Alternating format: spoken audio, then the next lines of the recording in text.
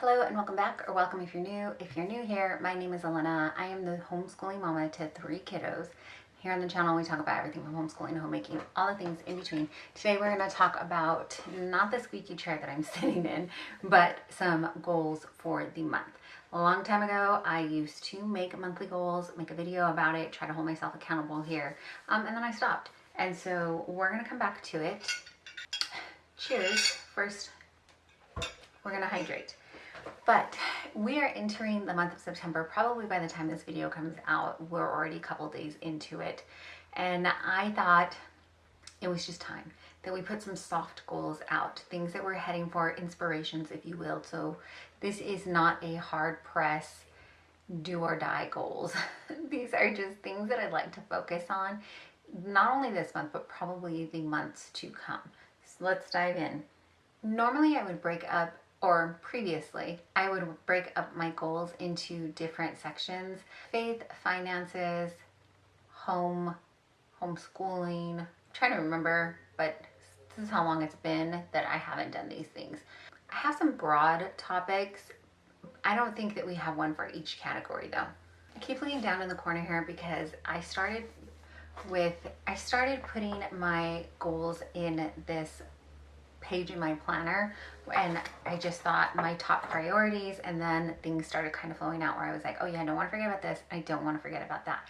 And that's kind of where we're at and why I wanted to create this video. One, for accountability, of course, but two, to have this like kind of mental to-do list that I've been carrying around just out on paper. I have gotten away from just sitting down and getting it all out, and it is showing. It is definitely not helping, and I am going to try to do all that I can to control what I can and let go of the rest, and just, I don't know if reprioritize is the right word, but refocus on some healthier things. So we just wrapped up a 75-day reset challenge. It started out as a 75 soft, and if you didn't catch that, the videos are up there, but it was creating habits, but things started happening, more health stuff started happening that we were trying to figure out, things like that, which brings me to my first priority and focus here, which is our gut health.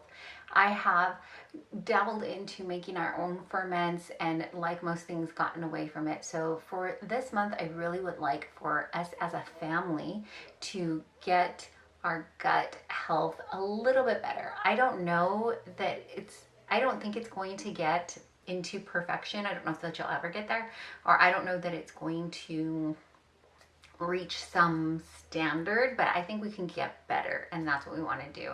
In talking with the physician, I have found that probiotics, it's always good to kind of like once or twice a year get on it for a good solid 30 days, get that right back up, especially if after you've taken antibiotics or if you've been particularly harsh on your gut and things like that. And so we have been taking it sporadically. I have bought probiotics for my kids. I definitely bought some for my oldest, who was going through some stuff and had some antibiotics that he was doing. And so, but it's kind of hit or miss, and I would really like us to hone in and get it done for it consistently for a month at the very least. And so that's going to be the thing. I think I'm going to go out, I'm going to get probiotics, not just make sure everybody has theirs, and if we need to refill, we need to refill, and get some for my husband and I as well, and just kind of focus and see if we can't improve that. With it, I would like to keep implementing the ferments and do it a little more consistently instead of the sporadic kind of way we've been doing it. So some of our favorite ferments that I make are gratithal. It's like, I liken it to a spicy coleslaw. It's not a coleslaw at all because there's not that creaminess of it, but it is just a family favorite. I make 2 versions now.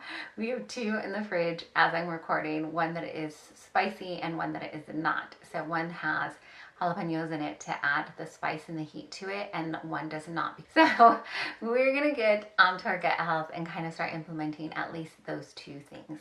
The other thing that I have on the list is winter prep.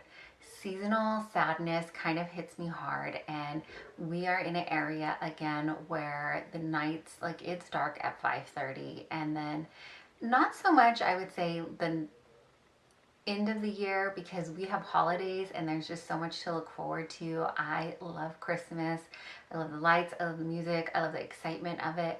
And I think just after that, it feels like, oh, now we're just in winter. And it really shouldn't feel that way because for our personal family, we have birthdays January, February, and March.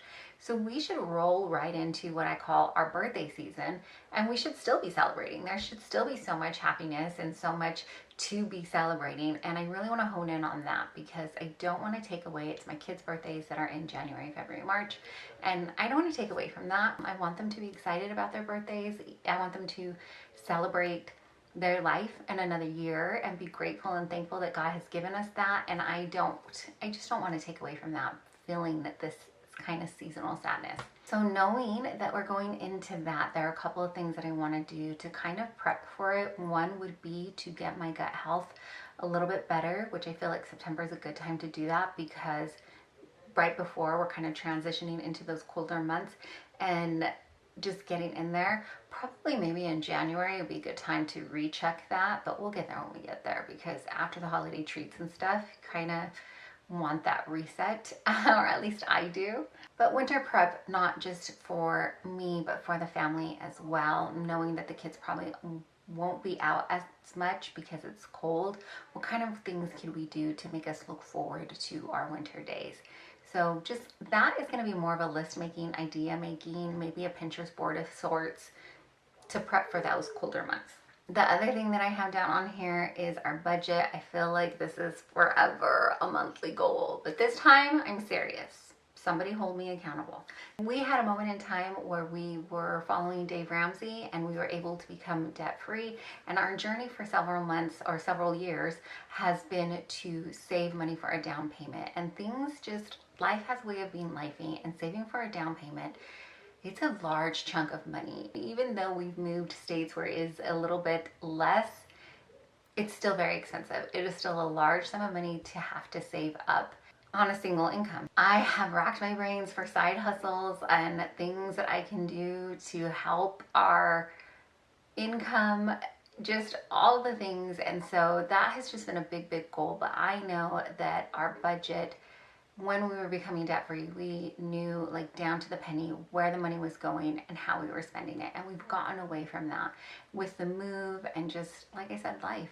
We've gotten away from it and I really want to get back to it. So I do use the Every Dollar app, but haven't really done what I need to do. And so getting back to that and getting back on track with saving is a big goal for September. September is also my birthday month.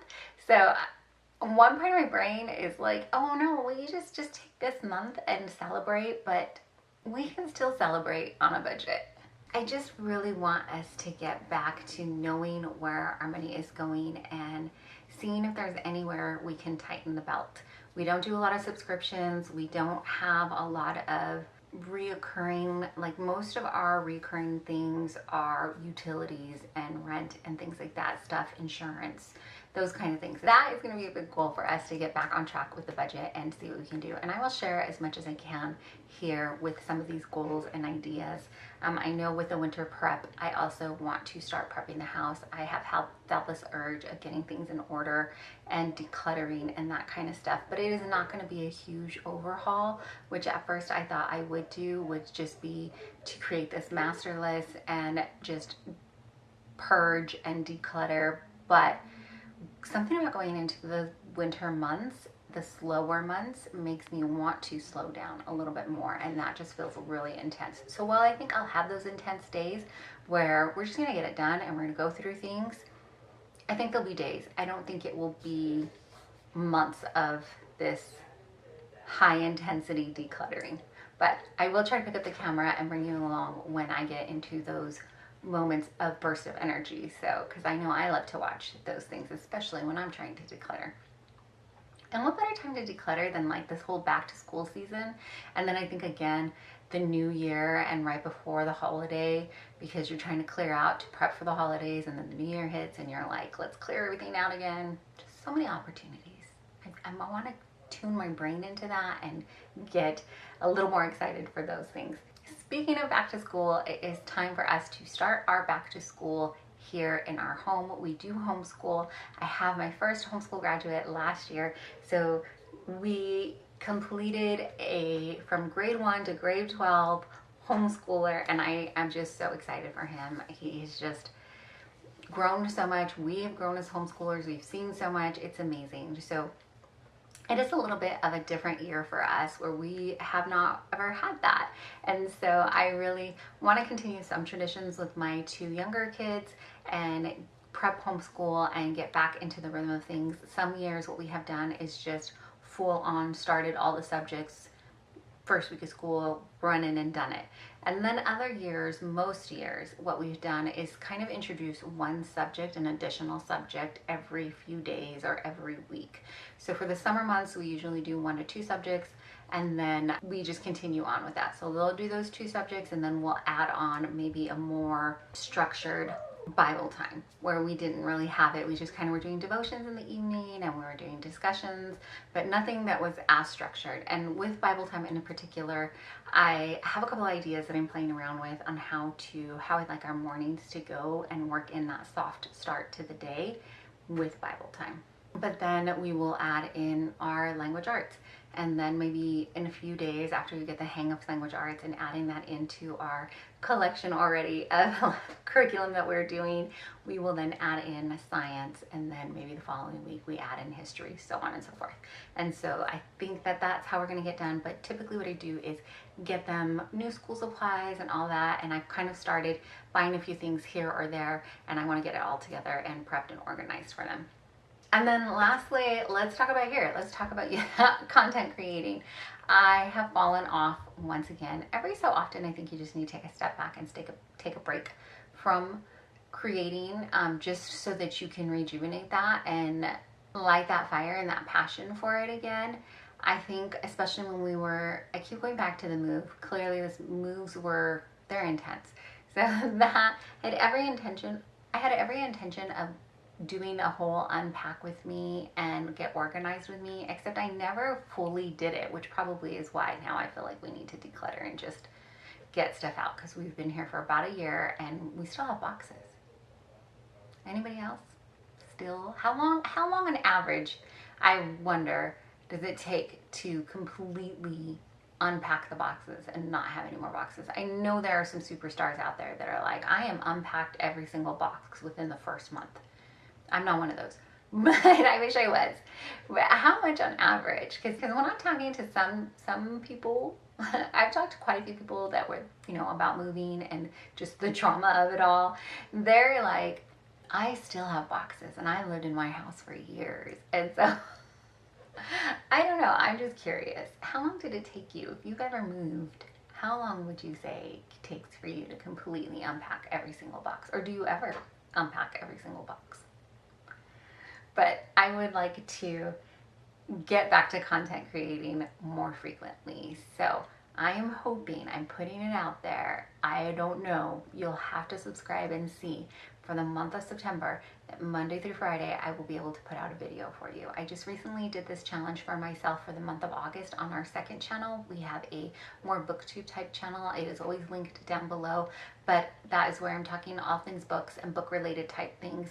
And so for the month of August,